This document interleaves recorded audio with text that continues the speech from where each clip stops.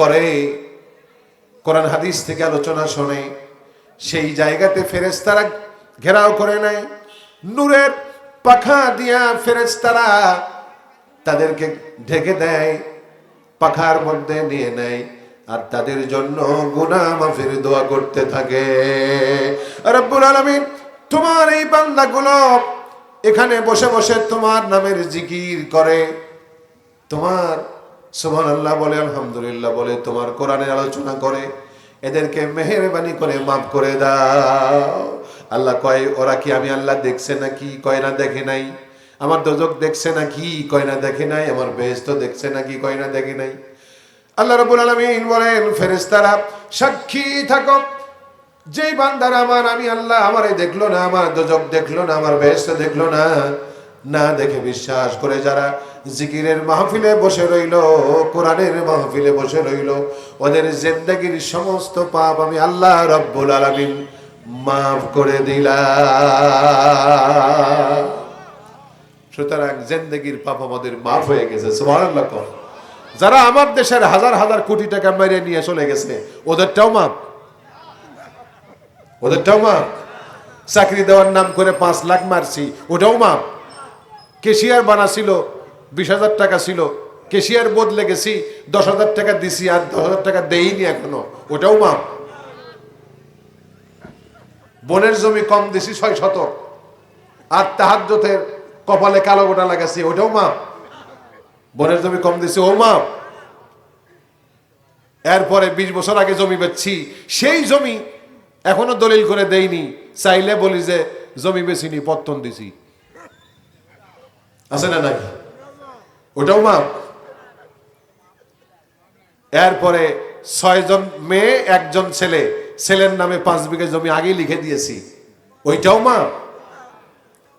ভাইরা আমার, আজকের এই মাহফিলে আল্লাহ রাব্বুল আলামিনের কাছে যত পাপ করেছি, সব পাপ আল্লাহ তাআলা মাফ করে দিবেন। আল্লাহু আকবার কোন।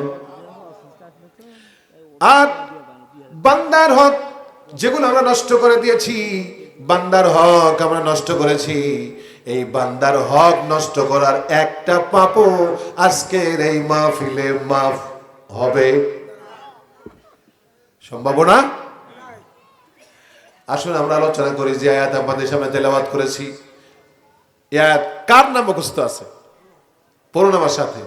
মিনহা খালাকনাকুম ওয়া ফিহা নুঈদুকুম ওয়া মিনহা নুখরিজুকুম। পারেন? আছে খুবিতে আয়াত আছে তো পড়েন।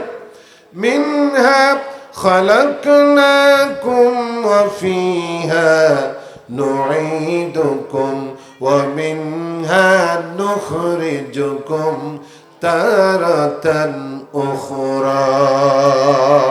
আল্লাহু আকবার কোন। এই মাটি হতে তোমাদেরকে সৃষ্টি করা হয়েছে, এই মাটির মধ্যে তোমাদেরকে রাখা হবে, এই মাটির মধ্যে থেকে আবার তোমাদেরকে বের করে আনা হবে। আল্লাহু আকবার। সন্দেহ আছে?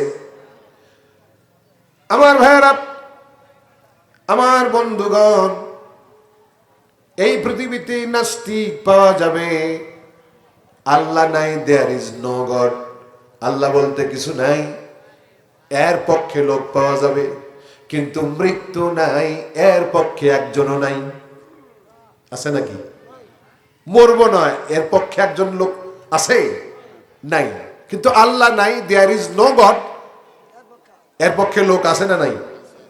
আছে। ওই যে একজন কি বাউল, আবুল, আবুল, এই আবুল, এই ইবলিস, এই শয়তান কয় সূরা নাস আল্লাহ নাস বের করছে।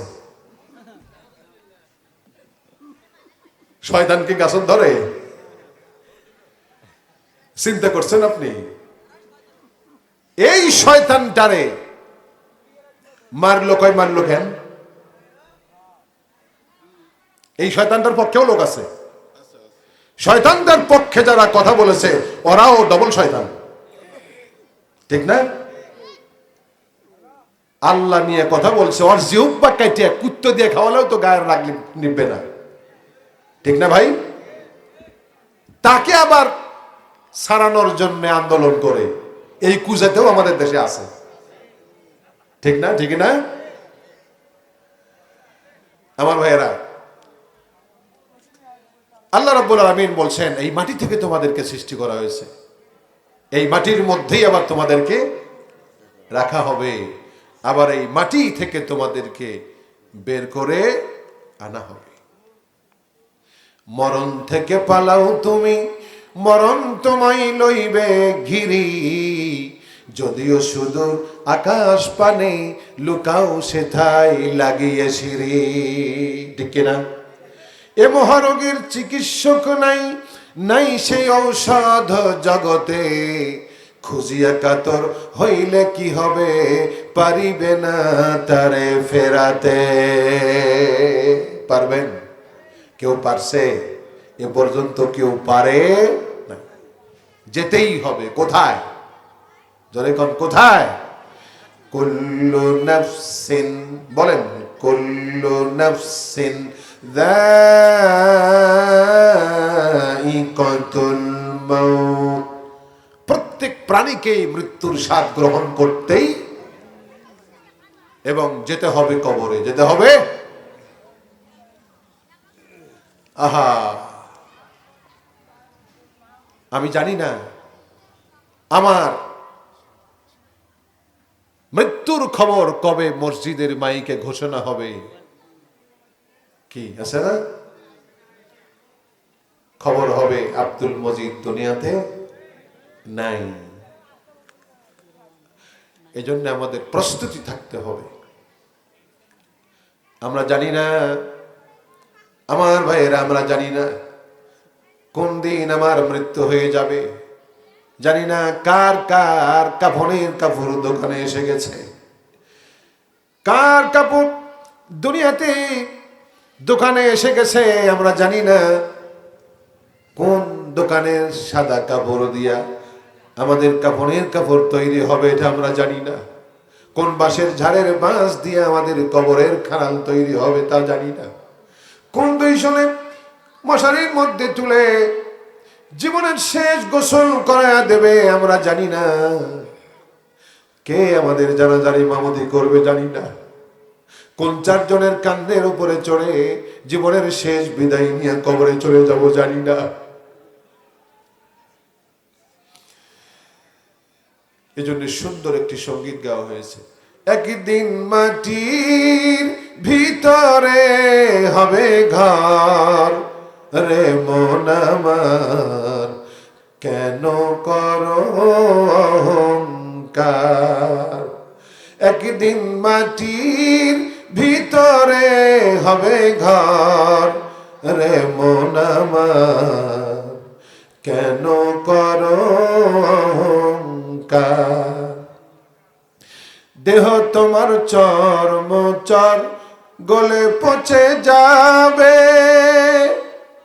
শিরায় উপশিরা গুলো ছিন্ন ভিন্ন হবে। দেহ তোমার চর্ম চর গলে পচে যাবে, শিরায় উপশিরা গুলো ছিন্ন ভিন্ন হবে। মুন্ডু মেরুদণ্ড সবই হবে খণ্ড খণ্ড, মুন্ডু মেরুদণ্ড সবই হবে খণ্ড খণ্ড। পরে রবে মাটির উপর, রে মন আমার কেন করো অহংকার। একদিন মাটির ভিতরে হবে ঘর, রে মন আমার কেন করো অহংকার।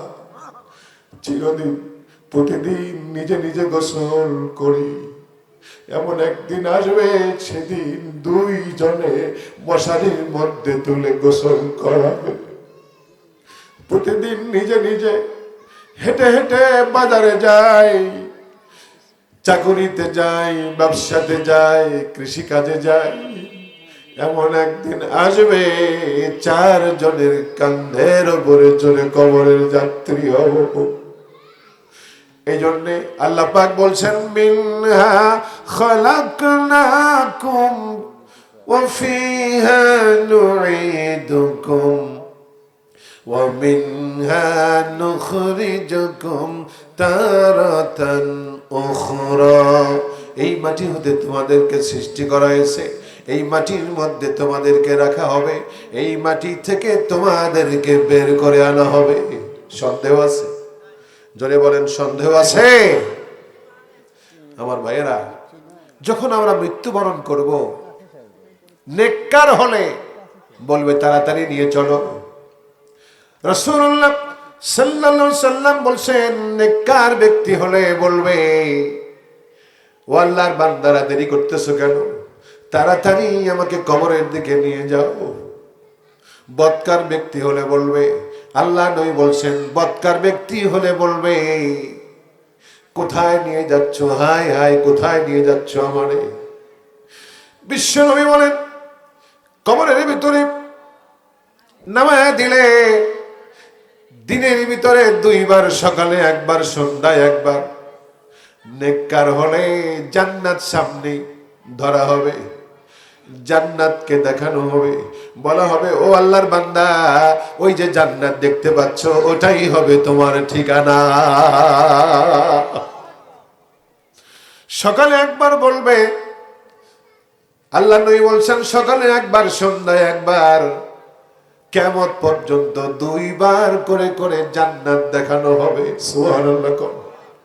আল্লাহ নবী বললেন, নেককার যদি হয়, বদকার যদি হয়, দিনের ভিতরে সকালে এবং সন্ধ্যায় 2 বার করে বলা হবে, জাহান্নাম দেখানো হবে, জাহান্নাম দেখায়া বলা হবে, ওই যে জাহান্নাম দেখতে পাচ্ছ দাউ দাউ করে জ্বলতেছে, ওইটাই হবে তোমার ঠিকানা। নাউজুবিল্লাহ। কোন আল্লাহুম্মা আজিরনা মিনান নার। একটা দোয়া আছে, আপনারা শিখবেন।